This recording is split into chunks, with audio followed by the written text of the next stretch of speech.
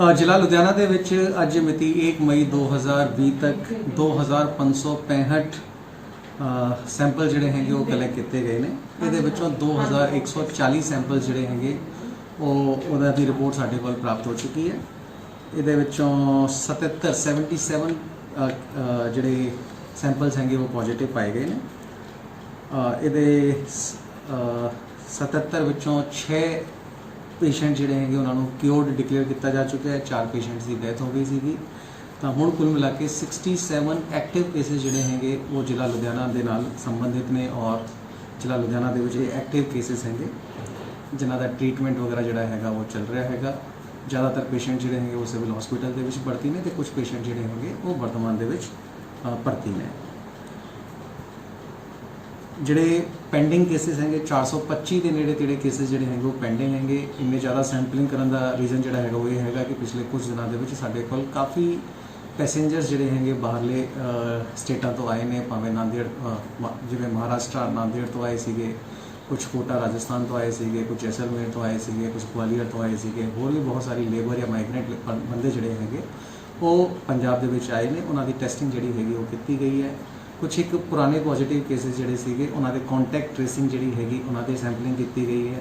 ਤੇ ਕਈ ਸਾਰੇ ਬੰਦੇ ਜਿਹੜੇ ਅੱਗੇ ਹੁਣ ਆ ਰਹੇ ਨੇ ਜਿਨ੍ਹਾਂ ਨੂੰ ਕਿਸੇ ਵੀ ਤਰ੍ਹਾਂ ਦੇ ਫਲੂ ਦੇ ਲੱਛਣ ਹੈਗੇ, ਜਿਹੜੇ ਸਾਡੇ ਫਲੂ ਕਾਰਨਰ ਤੇ ਆਉਂਦੇ ਨੇ, ਉਹਨਾਂ ਦੀ ਵੀ ਸੈਂਪਲਿੰਗ ਅਸੀਂ ਕਰ ਰਹੇ ਹਾਂ, ਜਿਸ ਤੋਂ ਕਿ ਵੱਧ ਤੋਂ ਵੱਧ ਸੈਂਪਲਿੰਗ ਕਰਕੇ ਅਸੀਂ ਲੋਕਾਂ ਦੀ ਐਡਵਾਂਸ ਦੇ ਵਿੱਚ ਹੀ ਪਤਾ ਕਰ ਸਕੀਏ ਕਿ ਉਹਨਾਂ ਨੂੰ ਕੋਈ ਕੋਰੋਨਾ ਦੀ ਪੋਸੀਬਿਲਿਟੀ ਤਾਂ ਨਹੀਂ ਹੈਗੀ। ਇਹਦੇ ਵਿੱਚ ਮੈਂ ਇਹ ਕਲੀਅਰ ਕਰਨਾ ਚਾਹਾਂਗਾ ਕਿ ਪਹਿਲੇ ਦਿਨ ਤੋਂ ਜਿਵੇਂ ਆਪਾਂ ਦੱਸ ਰਹੇ ਹਾਂ ਕਿ ਇਹ ਬਿਮਾਰੀ ਜਿਹੜੀ ਹੈਗੀ ਉਹ ਅਸੀਂ ਛੂ ਕੇ ਔਰ ਲੋਕਾਂ ਦੇ ਕੰਟੈਕਟ ਵਿੱਚ ਆ ਕੇ ਜਿਹੜੀ ਹੈਗੀ ਉਹ ਵੱਧਦੀ ਹੈਗੀ। ਇਸ ਕਰਕੇ ਲੋਕ ਜਿਹੜੇ ਹੈਗੇ ਘਰੋਂ ਬਾਹਰ ਘੱਟ ਤੋਂ ਘੱਟ ਨਿਕਲਣ। ਇੱਕ ਕਰਫਿਊ ਲੋਕਡਾਊਨ ਜਿਹੜਾ ਲਗਾਇਆ ਗਿਆ ਸੀਗਾ ਉਹਦਾ ਮੇਨ ਰੀਜ਼ਨ ਵੀ ਇਹੀ ਸੀਗਾ ਕਿ ਇਹ ਬਿਮਾਰੀ ਦੀ ਇੱਕ ਚੇਨ ਜਿਹੜੀ ਹੈਗੀ ਉਸ ਨੂੰ ਬ੍ਰੇਕ ਕਰ ਸਕੀਏ। ਕਾਫੀ ਲੋਕਾਂ ਦਾ ਸਹਿਯੋਗ ਵੀ ਜਿਹੜਾ ਹੈਗਾ ਇਹਦੇ ਵਿੱਚ ਸਾਨੂੰ ਮਿਲਿਆ ਹੈਗਾ ਔਰ ਉਸ ਨੂੰ ਦੇਖਦੇ ਹੋਏ ਲਗਾਤਾਰ ਸਰਕਾਰ ਵੱਲੋਂ ਧੀਰੇ ਧੀਰੇ ਰਿਲੈਕਸੇਸ਼ਨ ਜਿਹੜੀਆਂ ਸੀਗੀਆਂ ਉਹ ਵੀ ਦਿੱਤੀਆਂ ਗਈਆਂ ਸੀਗੀਆਂ। ਲੇਕਿਨ ਹੁਣ ਵੀ ਮੈਂ ਲੋਕਾਂ ਨੂੰ ਇਹ ਬੇਨਤੀ ਕਰਨਾ ਚਾਹਾਂਗਾ ਕਿ ਜਦ ਵੀ ਕਿਸੇ ਵੀ ਬੰਦੇ ਨੂੰ ਕਿਸੇ ਵੀ ਤਰ੍ਹਾਂ ਦਾ ਕੋਈ ਵੀ ਲੱਛਣ ਕੋਰੋਨਾ ਪੁਆਇੰਟ ਆਫ ਵਿਊ ਤੋਂ, ਫਲੂ ਪੁਆਇੰਟ ਆਫ ਵਿਊ ਤੋਂ, ਜਾਂ ਫਿਰ ਜਿਹੜੇ ਆਪਾਂ ਸਿੰਪਟਮਸ ਦੱਸੇ ਹੋਏ ਨੇ, ਬ੍ਰੈਥਲੈਸਨੈਸ ਹੋਵੇ, ਡਰਾਈ ਕਫ ਹੋਵੇ, ਹਾਈ ਫੀਵਰ ਹੋਵੇ ਜਾਂ ਜ਼ੁਕਾਮ ਵਗੈਰਾ ਹੋਵੇ, ਇੱਦਾਂ ਦੀ ਜਿਹੜੇ ਸਿੰਪਟਮਸ ਅਸੀਂ ਆਲਰੇਡੀ ਦੱਸੇ ਸੀਗੇ, ਉਸ ਤਰ੍ਹਾਂ ਦੇ ਕੋਈ ਵੀ ਸਿੰਪਟਮ ਕਿਸੇ ਬੰਦੇ ਨੂੰ ਹੁੰਦਾ ਹੈ ਤਾਂ ਉਹ ਛੇਤੀ ਤੋਂ ਛੇਤੀ ਜਿਹੜੇ ਨੀਅਰੈਸਟ ਹਸਪੀਟਲਸ ਹੈਗੇ ਉੱਥੇ ਜਾ ਕੇ ਆਪਣਾ ਟੈਸਟ ਵਗੈਰਾ ਜਿਹੜਾ ਹੈਗਾ ਆਪਣੇ ਆਪ ਨੂੰ ਪਹਿਲਾਂ ਚੈੱਕ ਕਰਾ ਸਕਦੇ ਨੇ ਔਰ ਫਿਰ ਉਸ ਤੋਂ ਬਾਅਦ ਆਪਣੀ ਟੈਸਟਿੰਗ ਵਗੈਰਾ ਜਿਹੜੀ ਹੈਗੀ ਉਹ ਕਰਾ ਸਕਦੇ ਨੇ।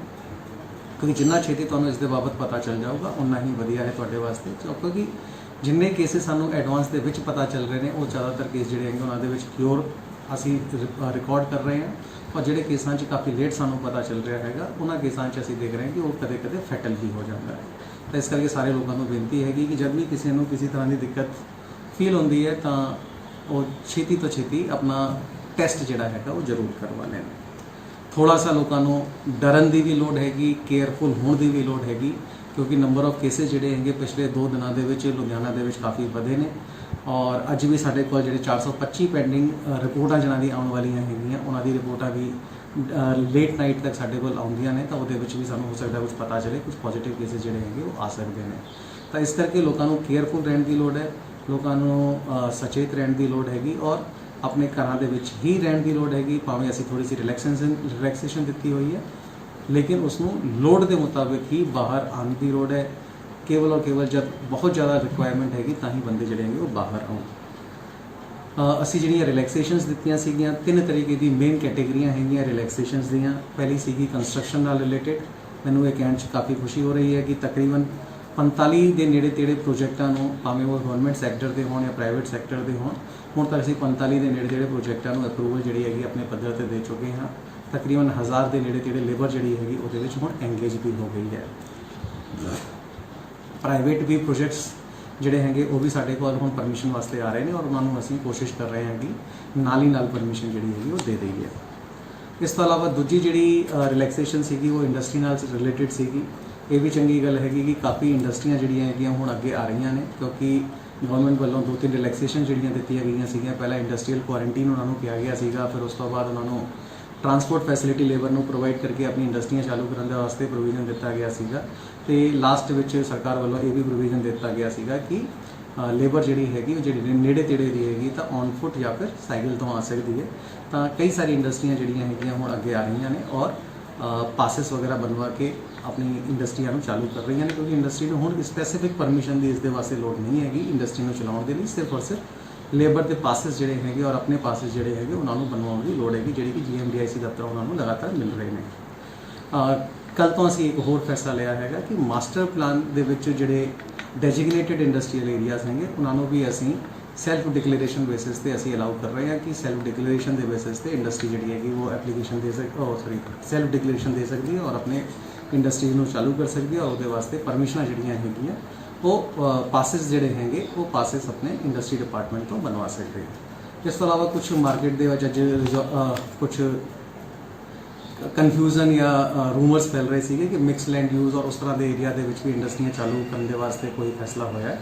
ਹਾਲ ਦੀ ਘੜੀ ਇੱਦਾਂ ਦਾ ਕੋਈ ਫੈਸਲਾ ਨਹੀਂ ਹੈਗਾ ਕਿ ਮਿਕਸ ਲੈਂਡ ਯੂਜ਼ ਦੇ ਵਿੱਚ ਬਾਹਰੋਂ ਲੇਬਰ ਨੂੰ ਬੁਲਾ ਕੇ ਇੰਡਸਟਰੀਆਂ ਜਿਹੜੀਆਂ ਹੈਗੀਆਂ ਉਹ ਚਾਲੂ ਕੀਤੀਆਂ ਜਾ ਸਕਦੀਆਂ ਹਨ।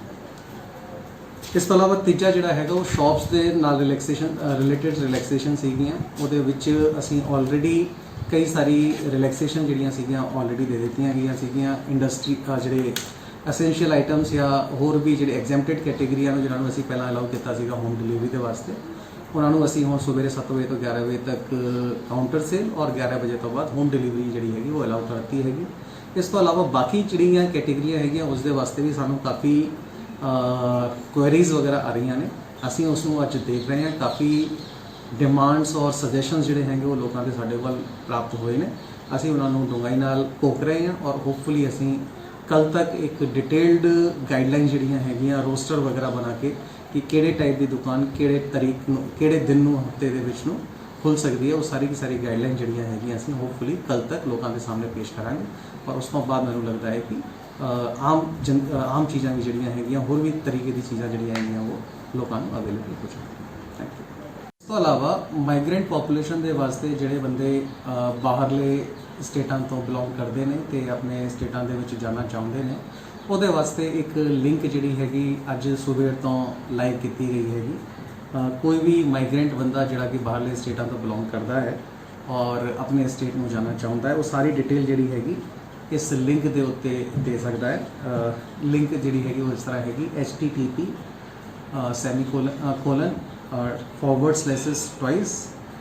covidhelp.punjab.gov.in/punjabout registration.aspx।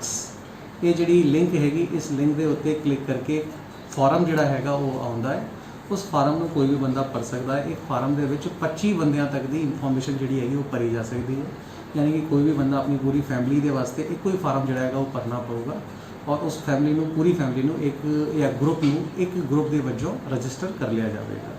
ਇਹ ਡੇਟਾ ਜਿਹੜਾ ਹੈਗਾ ਉਹ ਕੰਪਾਈਲੇਸ਼ਨ ਦਾ ਕੰਮ ਆਲਰੇਡੀ ਚੱਲ ਰਿਹਾ ਹੈ ਅਤੇ ਮੈंने ਅਭੀ ਥੋੜੀ ਦੇਰ ਪਹਿਲਾਂ ਰਿਵਿਊ ਕੀਤਾ ਸੀਗਾ। ਤਕਰੀਬਨ 5,500 ਬੰਦਿਆਂ ਨੇ ਹਾਲੇ ਤੱਕ ਇਸ ਦੇ ਵਿੱਚ ਰਜਿਸਟ੍ਰੇਸ਼ਨ ਵੀ ਜਿਹੜੀ ਹੈਗੀ ਉਹ ਕਰਾ ਲਈ ਹੈਗੀ।